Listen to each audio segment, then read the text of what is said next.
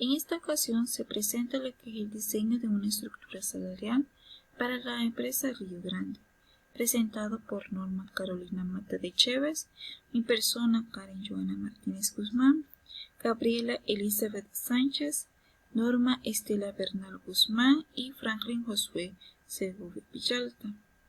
Como primer paso, se tiene la lista de los puestos a utilizar. Para nuestra ocasión se utilizarán 14 puestos, recalcando que los datos que aquí se muestran son datos reales para cada uno de los puestos. Como segundo paso está la gráfica de dispersión de salarios, en donde el eje de las X son los puntos y en el eje de la Y son los salarios. Para el paso 3 se tiene que obtener la ecuación utilizando el método de mínimos cuadrados. Nuestra n será 14, que son los números de puestos a utilizar.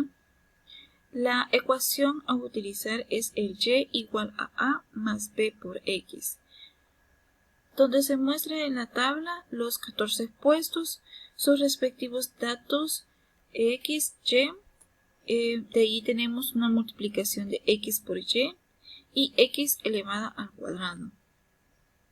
Para el paso 4 tenemos la intersección. Para nuestro ejercicio, la intersección salió de 1.5184, que se realizó con los datos anteriores. De ahí tenemos la determinación de la pendiente, que es b igual al promedio de y menos m por el promedio de x. El promedio de y se determina de la sumatoria de y dividido entre 14 y el x de la sumatoria de x dividido entre 14.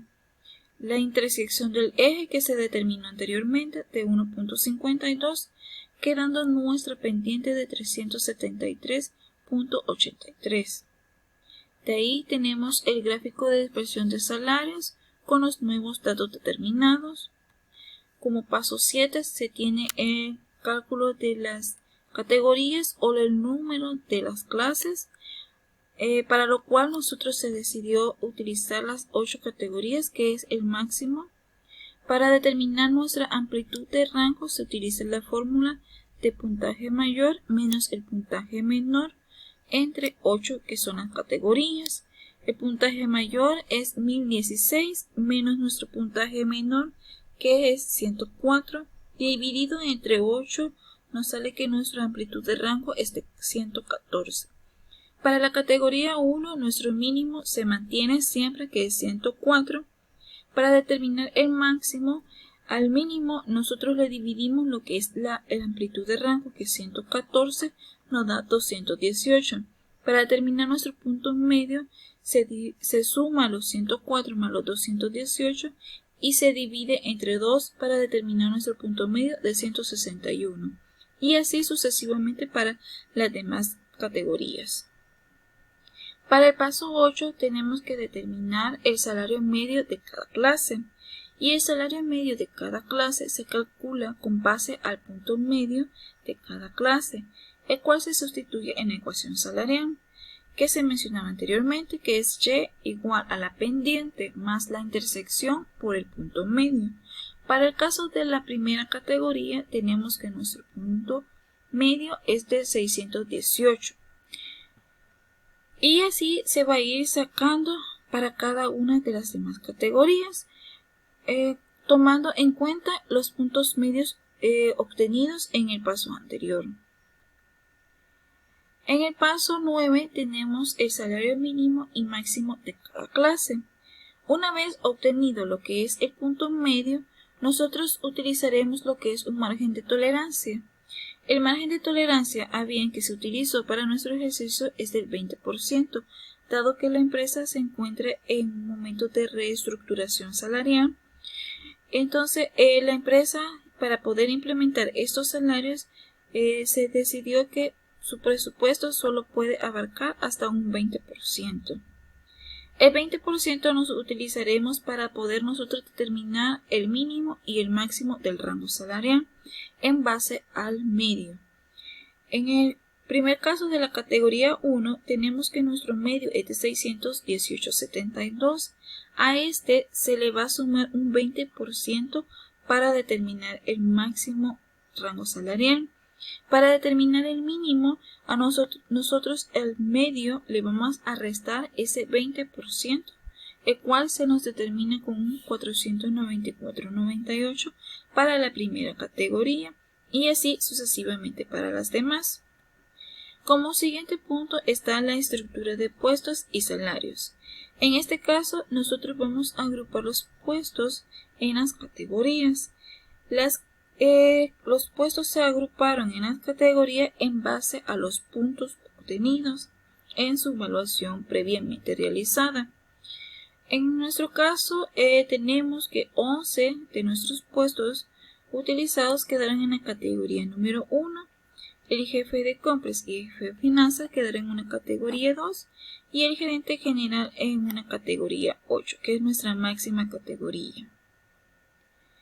En base a lo que fueron las estructuras salariales establecidas, se hace un pequeño análisis con respecto a nuestros tres puestos que se habían estado trabajando desde un inicio, que es el gestor de compras, el gerente general y el jefe de compras. En el caso del gestor de compras, su salario actual es de $400. Al observar en la estructura de puestos, sale que queda en una categoría 1 con un mínimo de 494. Pero dado que él gana 400 su salario real, se va a aplicar la política de la evaluación del desempeño, en donde establece que la persona que esté en ese puesto se le hace la evaluación y queda entre un 90 y un 100% de la evaluación, nosotros le vamos a hacer un aumento salarial de $200. Por ende, esta persona quedaría cerca de lo que es su rango medio. Igual en el caso del gerente general, esta persona gana actualmente 1.800, pero el rango medio que él tiene, o sea, si lo vamos a la estructura, entonces queda entre el mínimo y el medio. Pero con la política de desempeño, de evaluación de desempeño, lo haríamos acercarse a lo que es al rango máximo. En el caso del jefe de compra, este se mantendrá. De ahí tenemos lo que es la política de administración de la estructura salarial, la cual tiene como un objetivo principal el llevar a los colaboradores cuyos salarios están por debajo del mínimo y en el mínimo del tabulador a un nivel salarial con base a sus funciones. Como política de ajuste salarial tenemos que, debido a la evaluación del puesto, cada 2 años se le estará haciendo lo que es la valoración para poder llevarlos a lo que es al máximo. Y el método de valoración de puesto que se implementará será a través del sistema de CISO.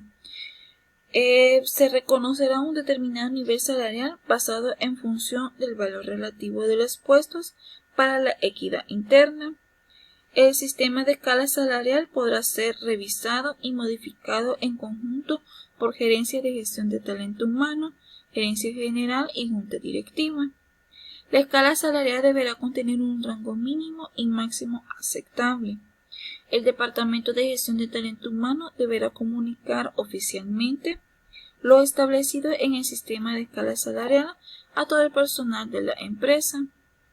Todos los colaboradores, a excepción de cargos operativos, aplican a nivel salarial, pero siempre se tendrá mayor énfasis en el personal que está en el mínimo del rango salarial.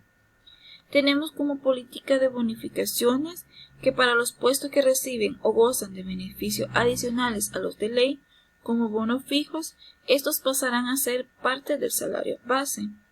Las políticas de promoción interna: promover el desarrollo de las habilidades y competencias del personal, generando oportunidades de promoción interna con oportunidad a mejoras salariales. Y para los colaboradores que se hagan cambios horizontales, se aplicará el mismo rango salarial. Estos no tendrán ajuste para ellos.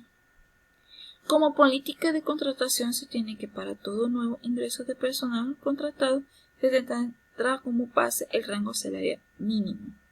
Las políticas de desempeño se aplicará para ajuste salarial el colaborador que alcance un rango del 90 al 100% en la evaluación del desempeño, y para poder optar por el ajuste salarial el colaborador deberá presentar récord excelente en cuanto a su disciplina. Como políticas de compensaciones, se tiene que para los colaboradores que apliquen a prestación de educación se solicitará plan de estudio del año a cursar. Se incluirá el pago de $5 durante cada periodo en concepto de viáticos, y dentro de la escala salarial solo se contemplará el salario base del colaborador, sin tomar en cuenta comisiones, bonos u otros tipos de beneficios.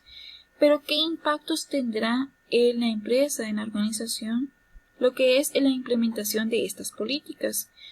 La administración de una estructura salarial busca establecer una metodología con el fin de lograr la equidad interna según las funciones de cada puesto en la organización. De tal manera, lo que se logra obtener es atraer, retener y motivar al talento humano. Establecer una estructura salarial adecuada para el fortalecimiento del clima laboral interno. Fomentar el sentido de pertenencia y fidelidad del colaborador hacia la organización y obtener competitividad en el mercado salarial.